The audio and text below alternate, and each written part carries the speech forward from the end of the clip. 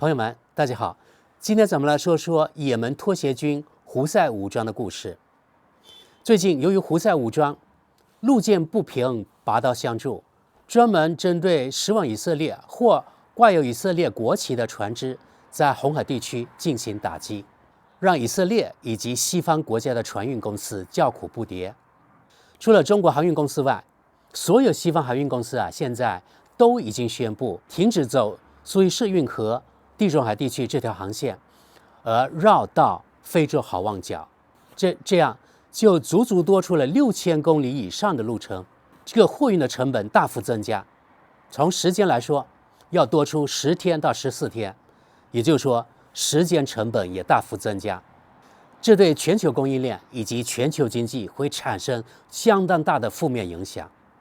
而德国作为一个出口型的国家，德国的经济肯定会备受打击。2024年，德国的经济可能会雪上加霜。本来今年2023年德国经济就负成长了，那明年可能又会是失落的一年。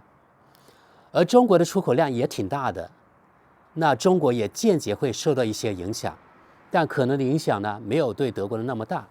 不仅是德国，其实全世界都会受到影响。如果这胡塞武装这袭击呢继续下去，那么明年全球经济又会备受打击，那就是以通货膨胀的形式显现出来。也就是说，特别是西方国家，他们的东西肯定会大幅上涨，因为前面提到货运成本增加，人力成本也增加，对不对？另外还有供应链可能会受到影响，会受到打击，那世界经济肯定又会向下行的。鉴于中国与伊朗的良好关系，而伊朗与胡塞武装可以说是兄弟关系，估计中国船只受到影响不大。你看，不小心中国又成了赢家，对不对？其实西方是自作孽不可活。从一开始，你看西方各个国家都旗帜鲜明地站在以色列这边，挺以色列。现在你看报应来了吧？胡塞的诉求其实非常简单，那就是让人道主义援助进入加沙地带。与以色列无差别杀人相比，其实胡塞武装他们的要求很简单，但即使这样，也得不到美国支持的以色列的回应，于是才有了也门的胡塞拖鞋军，路见不平，拔刀相助，往红海打冷枪、发冷炮的招数。从成本来说，双方非常悬殊。从各方资料综合分析大概可以这么说吧：胡塞武装每发射1块钱的炮弹或无人机，美国以及它的盟国要花费1000块钱来进行拦截。这只是弹药的成本人力成本的对比那就更悬殊了。比如美军及盟军必须全天候待命，时刻盯着胡塞方向，因为西方军队不知道胡塞何时何地会发冷枪、打冷炮或者飞一个无人机上来。而胡塞武装呢，可以睡大觉，冷不丁的打一枪放一炮。反正这么说吧，胡塞武装冷不丁的发一个炮弹出去，那美国以及盟国要发导弹进行拦截。每发射1枚导弹，大家猜猜看，它的成本是多少？300万美元，300万而胡塞这边就是几千美元的成本，几千比300万就是1比1000。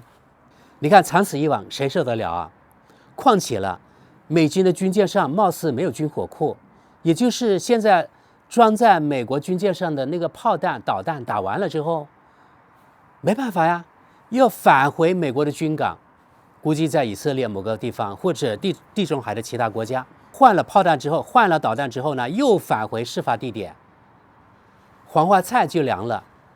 同时呢，人家胡塞武装可不会等你这个美国或是盟军的空档期就不打了，他也可以继续往红海方向打，反正看见你西方的船只，只要往以色列方向或者挂着以色列国旗的船只就打。所以即使美国以及盟军他在那个地方所谓的护航，也不可能每秒钟都能保证西方的船只不受袭击，对吧？所以虽然美国说我们进行护航，但是西方的船运公司可不敢完全相信你因为谁也不敢保证这个护航万无一失，对吧？他那个炮弹打过来，你这个美方进行拦截，总有失手的一刻，对吧？不怕一万就怕万一啊！哪个船运公司也承受不了这么大的损失，所以西方的船运公司前面说到，纷纷宣布不再走这条航线了。那对美国以及西方盟国来说，你护航护什么呢？护来护去，护了一个寂寞，对不对？另外，据德国媒体报道，胡塞打冷枪、发冷炮，还有发无人机啊，攻击那个船只，给西方造成了什么样的损失呢？可以说是天价损失。什么天价？德国媒体报道，大家注意听好啊，每小时的损失3.6亿欧元，也就是说大约4亿美元。一个小时啊，一天24小时，一天是90亿美元，10天是900亿，那一个月30天就是2700亿美元。于是他就拉拢美国那些盟国，可是呼应者寥寥无几，可以说几乎没有任何一个国家真正的呼应。比如说吧，我听说啊，加拿大派出了3个人，荷兰派出了2个人。本来美国说西班牙也参与，但是西班牙后来说没有，你别说啊，我们西班牙不参与。你看，美国公布这些数字之前，难道没有与盟国说好吗？现在人家西班牙就跳出来说我们不参与，那不是对美国啪啪打脸吗？对不对？而德国呢，现在正在讨论阶段。德国方面说啊，因为德国呢缺少所谓的事实依据，比如说没有联合国决议，也没有欧盟的什么什么决议，没有欧盟的执行的任务等等等等。反正目前为止呢，德国的国会还没有批准，因为没有法律基础。可能德国国会大部分人现在啊还是有理智的，毕竟呢牵涉到钱的问题嘛。而德国这个国家体量不够大，既然美国都很吃力，你德国怎么能够吃得消呢？对吧？所以德国目前呢还在讨论，但是啊，德国有那些好战的政客，他们就是德国以及美国或是瑞士那军火商的代言人。他们说啊，德国有义务到红海地区执行任务，反正钱又不是他出，对吧？他还有好处可以拿呢。那么这么高的护航成本，长此以往，西方肯定吃不消。以色列也一样，因为船只及补给进不来，那么以色列的生存可能都成问题。所以我们猜啊，美国肯定会向以色列这个爸爸施压，叫以色列你赶快找个台阶下来，停止在加沙的杀人吧。而且世界的名分也太大了，我们作为吃瓜群众就坐看此事怎么收场吧。另外，德国媒体也报道了，从明年1月1号开始，德国很多东西又会大幅上涨，也就是说，德国的通胀呢又会上一个新的台阶，就要看德国的屁民们还能够忍受多久。对于每小时3.6亿欧元，也就是大概4亿美元的损失，德国媒体对此事进行了报道。那现在我们来看看德国主流媒体《世界报》是怎么报道的。红海胡塞民兵袭击，造成每小时3.6亿欧元损失，欧盟考虑使用武器。也门胡塞民兵袭击国际商船已持续数周，美国早已计划采取军事行动。柏林仍在犹豫是否派遣护卫舰。现在，欧盟正在为德国前往红海部署武力提供依据。等待乘船参观被缚货轮“银河领袖号”，对也门家庭来说特别有吸引力。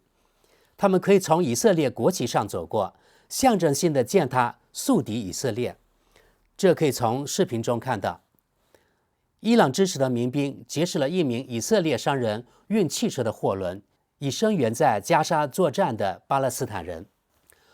胡塞武装发言人穆罕默德·阿卜杜勒·萨拉姆明确表示，劫持和向不同国家的货船开火只是开始，我们的海上行动正如火如荼地进行，不会出现在24小时内，不会出现在12小时内没有海上行动的情况。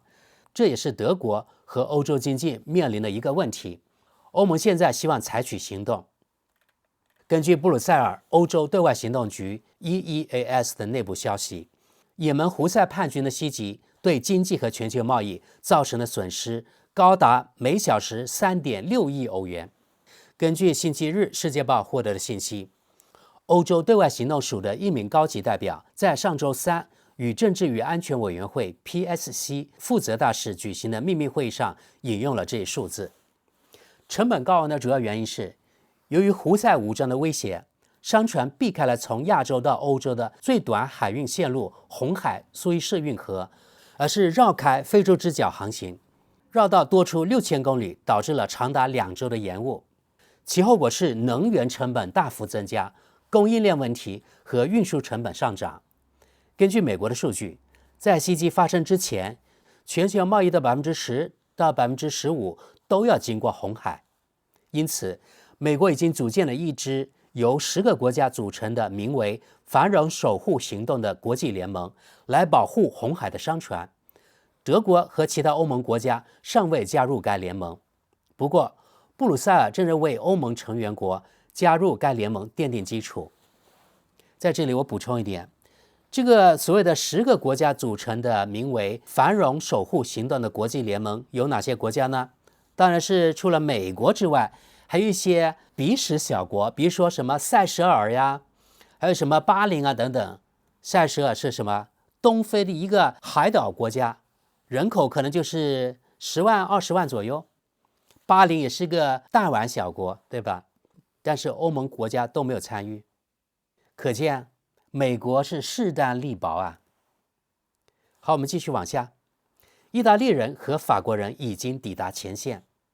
根据一份内部文件，鉴于胡塞武装袭击对全球贸易造成的严重威胁，欧盟各国政府在周三举行的和平与安全理事会会议上同意增加一项新的非执行性任务，包括在正在进行的海上反海盗军事行动，旨在该地区护送船只。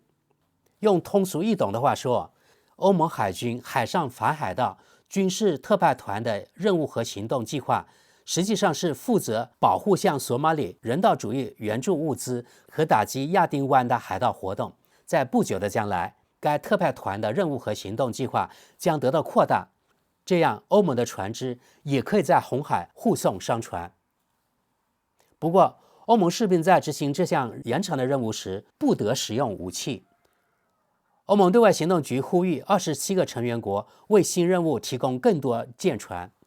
自2022年4月以来，德国联邦国防军一直没有参与海上反海盗行动。不过，这种情况很快就会改变。迄今为止，德国的行动仅限于口头。联邦外交部从一开始就一再明确谴责也门胡塞武装对民用商船的袭击。此外，德黑兰领导人也被要求阻止盟友关系的胡塞叛军联盟对过往船只进行袭击。另一方面，对德国联邦国防军而言，任何船舰形式的参与都必须首先进行深入和内部审查。事实上，根据德国法律，德国联邦国防军要参与武装行动，就必须获得联邦议院的授权，而这又需要以联合国决议或北约或欧盟行动为形式的法律依据。其中一种可能性是延长欧盟海上反海盗行动的任务期限，这将意味着没有任何事情会阻碍联邦议院的提案。事实上，法国早已在实地部署，意大利和希腊也希望派遣护卫舰。问题是，德国海军是否有合适的系统来执行这样的任务？德国国防部强调，要24型护卫舰的实际重点正是防空，以保护一支部队。德国海军拥有3艘这样的护卫舰，分别被命名为黑森号、汉堡号和萨克森号。据国防部称，后一艘护卫舰正在造船厂建造，目前有2艘已做好战斗准备，可以提供支援。但有一点需要注意，如果船员刚从一项任务中返回，又去执行任务，有时可能会有些痛苦。德国海军的弹药是否充足？在过去的5个月里，直到1月12日，黑森号护卫舰一直在波罗的海领导北约高度戒备联合特遣部队的海上部分。由230名士兵组成的船员，在2023年已经航行了约45000海里，相当于绕地球2圈。周五，护卫舰预计将在威廉港进行短暂的圣诞休假，但根据目前的计划，预计几天后就将返回波罗的海的作战区域。不过，经过与北约协商，它可以改道前往红海。理论上，汉堡号也可以这样做。该舰也将于2024年成为北约编队的一部分。弹药问题也是考验的一部分。派遣一艘几天就耗尽反无人机炮弹的护卫舰意义不大，很可能需要弹药。好，朋友们，接下来几句话是解释为什么有可能需要弹药的，这里就不一一翻译了。好，我们继续往下。这意味着欧盟正努力在未来保护红海的国际航运，必要时使用武力。好了，朋友们，报道就那么多。我们接着看看浙江媒体的网友评论，按关注度多寡来翻译。第一条评论：我纳闷，德国海军可以在红海护航，但不能使用武力，胡塞人一定会笑到大牙呀。下一条评论：所以我们可以把缺乏弹药作为和平的姿态，来自一个破败国家的问候。下一条评论：他们甚至连汽车和电话都没有，还在牵着驴四处游荡，打着烟雾信号。他们只知道仇恨、祈祷和造人，这不会有好结果。你根本无法与这样的生物和平共处。当然，如果这些生物还认为自己更优秀，那就更不可能了。下一条评论：同一群人一遍又一遍的烦人。下一条评论：西方盟国应向胡塞武装发言人明确表示，如果他们继续这样做，胡塞武装将在12小时内成为历史。在我看来，这也是最好的事情，是对该地区和平的持久贡献。下一条评论：看看我们之后能欢迎多少好的胡塞叛军进入德国福利国家，拭目以待吧。下一条评论：当年多年前抓获的索马里海盗也都来到了德国。下一条评论：我的理解正确吗？我们的军队去红海只能扔棉絮或跳丝巾舞。下一条评论：彻底取消对也门的人道主义援助，静观胡塞武装在没有当地民众支持的情况下，是否还能开展此类行动。下一条评论：有时人们会怀着某种怀旧的心情，尽管这可能是政治上不正确的，回想起欧洲人还不用惧怕贝都因部落有足够的军舰保护其贸易利益的时代。一个国家如果用于偿还债务的钱比用于国防的钱还多，那么这个国家实际上已经完蛋了，它靠借来的时间和邻国的善意生活。下一条评论：每小时3.6亿欧元，欧盟和德国应该首先停止对这个国家的发展援助。谁知道这些钱最终会到谁手里？贝尔伯克夫人不会再提着她的钱箱飞到那里吧？下一条评论：如果不能开火，那派军舰去干嘛呀？这就像叫消防队来看着房子被烧毁一样，有些政客是不是疯了？下一条评论：我可以想象，如果追踪钱的去向，德国、欧盟给了钱给胡塞人，当然只是用于社会目的，他们用这笔钱采购了武器。因此，我赞成取消对伊斯兰国家的发展援助，我们只帮助那些有意与我们合作的国家。而在非洲和阿拉伯，这样的国家少之又少，这将是一项巨大的潜在节约，同时也会产生一个很好的副作用，那就是用于袭击和战争的现代武器将会减少。下一条评论：德国的反应令人难堪，无法忍受。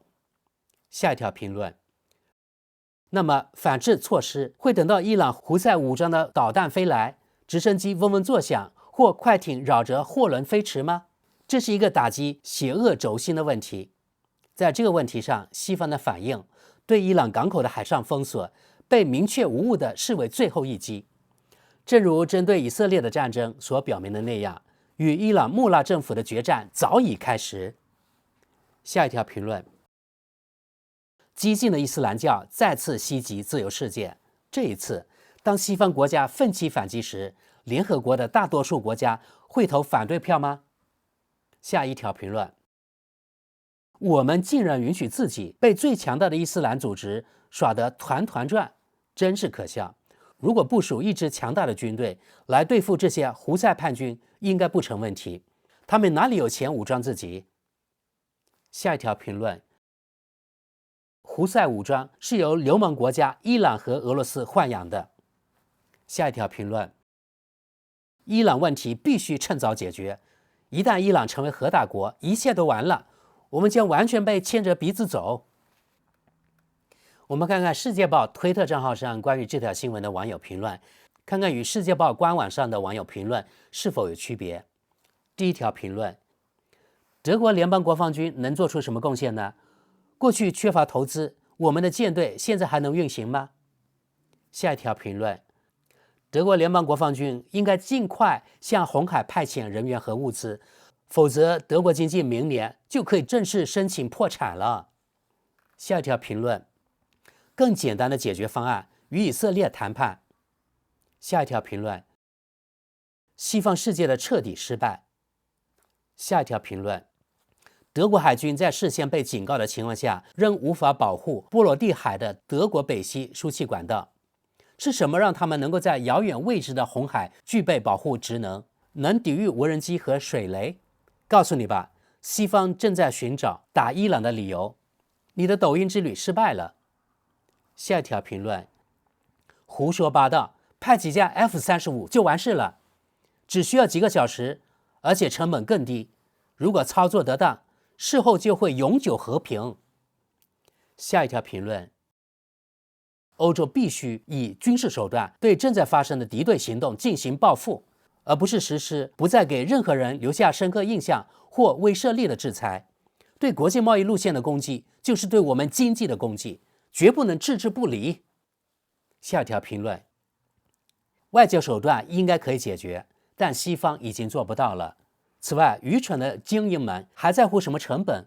反正这些成本都会转嫁到欧盟公民身上。为美国人服务的欧盟的灾难性政策，不要再指望北约的侵略和暴力。你们的抖音之旅又要开始了。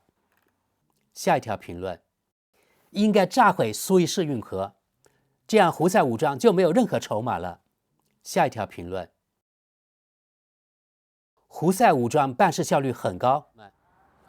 朋友们，今天的翻译分享就到这里。你们觉得西方国家花如此大的成本来对付完全不对称的也门胡塞拖鞋军值得吗？还是应该在治标的同时，还应该想到治本，那就是敦促以色列立即停火，进行和平谈判，否则以色列、西方以及全世界都要付出沉重代价。你们认为呢？